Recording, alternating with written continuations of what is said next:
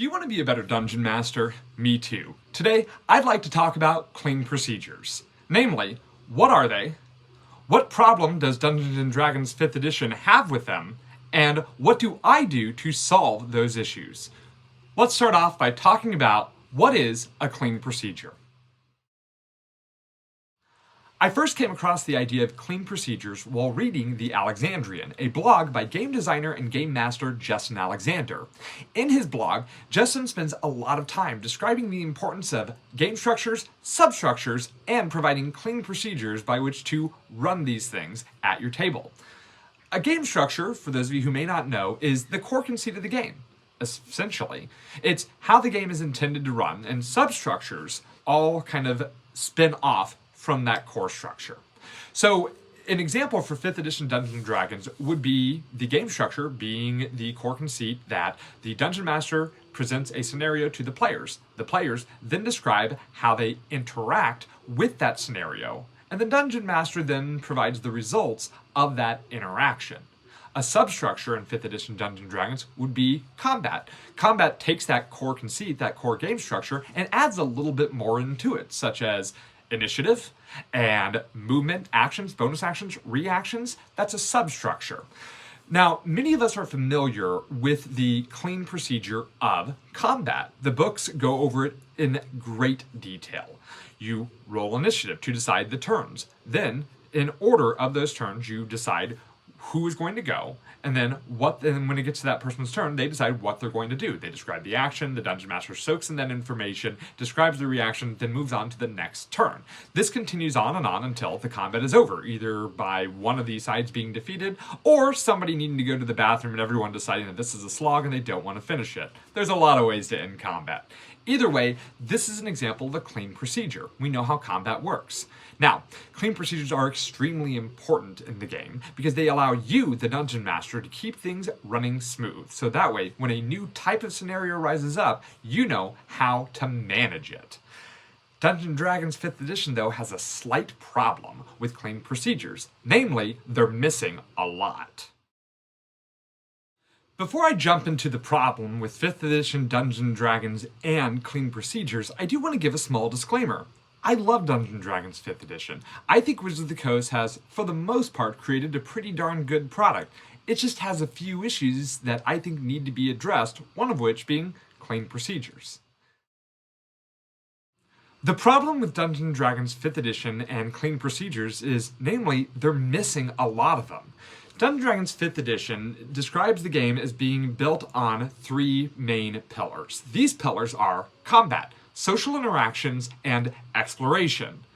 Starting off with combat, we have a great clean procedure for how that works. I have zero complaints. In fact, I believe this is one of the reasons why many people say that Dungeons & Dragons 5th edition is namely a combat engine. While I don't necessarily agree with that, I can absolutely understand why they come to that conclusion, and namely, it's due in fact that it has a clean procedure for combat. Social interactions. Okay, so yes, I have read the Dungeon Master's Guide front to back. Many people haven't, but I have. That's a weird thing to brag about. Anyway, I've read the 5th edition Dungeons & Dragons Dungeon Master's Guide, and in the Dungeon Master's Guide, they explain how to run social interactions with a simple 3-step process. First, you determine the attitude of the NPC or monster. Second, you allow the players to have a conversation. Throughout that conversation, take note on whether the players want to make some sort of request or push some sort of agenda. At the very end, you go to step 3, where you let the players roll the applicable roll, and then you check it up against a little chart, and it'll tell you how the NPC is most likely to react. Now, while I don't think this is a very complete structure, at least they give us the steps for how their rules are intended to be run. And I think that's important. Whether or not you love it, they did include it, and we got to give them props for that. The problem I run into is namely in the exploration pillar. When you look through the Dungeon Master's Guide, when you look through the player's handbook, you will see that there is a ton of information, a ton of tools to use for completing these types of substructures. For instance, we know how lights work in Dungeons & Dragons 5th edition because it tells us in the player's handbook. We know the radius of bright light, we know the radius of dim light, we know how long these lights can last, how much they cost, how much they weigh. They gave us those tools. They gave us tools for all kinds of items that we can use while exploring. They gave us rules for hex crawls, for weather, for how far you can travel in a given 6 seconds or minute or hour or day. The tools are there. Granted, the tools are a little bit spread out. Sometimes you have to go to the Dungeon Master's Guide to understand certain pieces, like how to decide on weather, or how to decide on how hard a random encounter should be. Sometimes you have to go to the player's handbook to determine how long light sources last, or how many pieces of food, rations, the players need to eat to survive while away from the city. Sometimes you have to go through the Dungeon Master's screen to get things like encounter distances. But when I go through the Dungeon Master's Guide, when I look through the Dungeon Master's screen, when I look through the player's handbook, we are missing clean procedures for how to implement and manage travel through the wilderness, through urban settings, and through the dungeon. Pretty much travel through anywhere. We have the tools. We just don't know how to put them together, and they kind of forgot to tell us.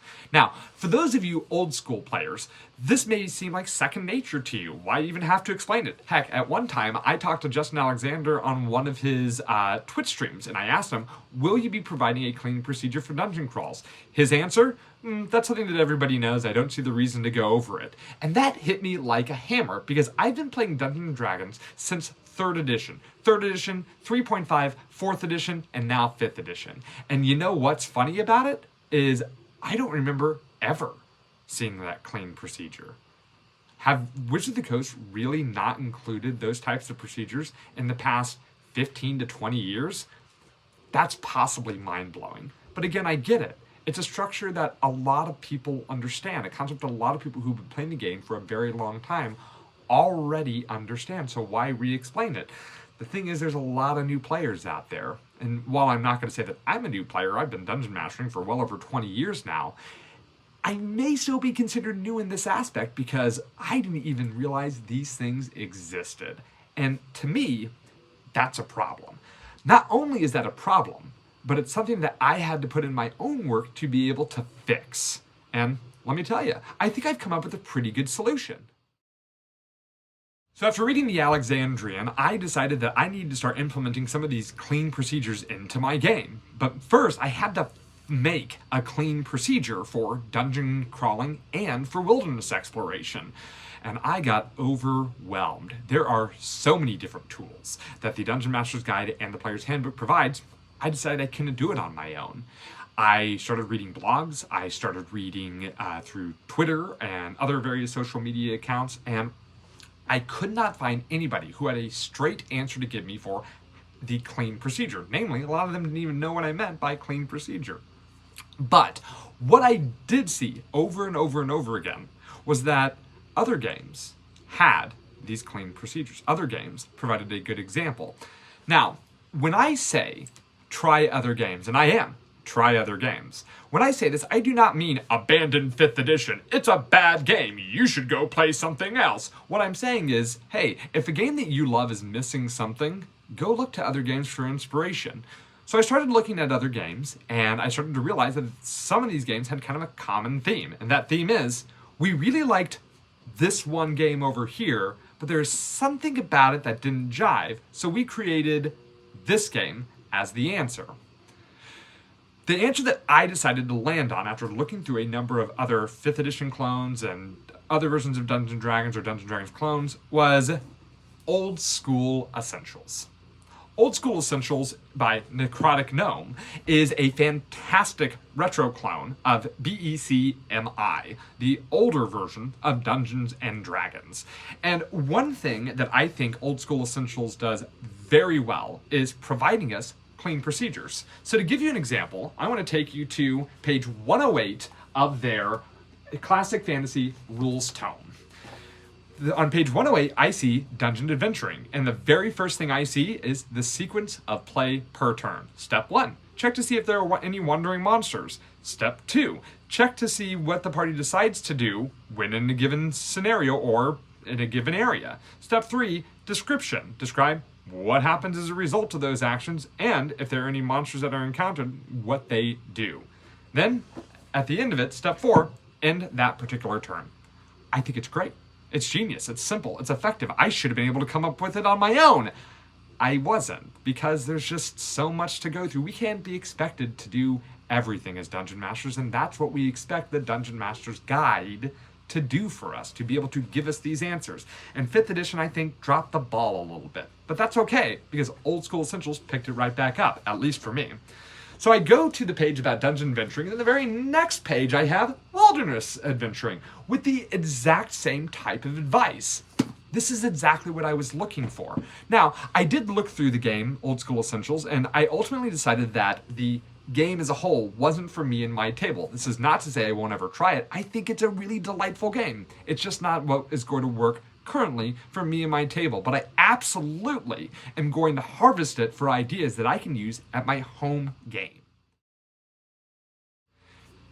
This ultimately is my advice to you. Get clean procedures. Implement them at your table.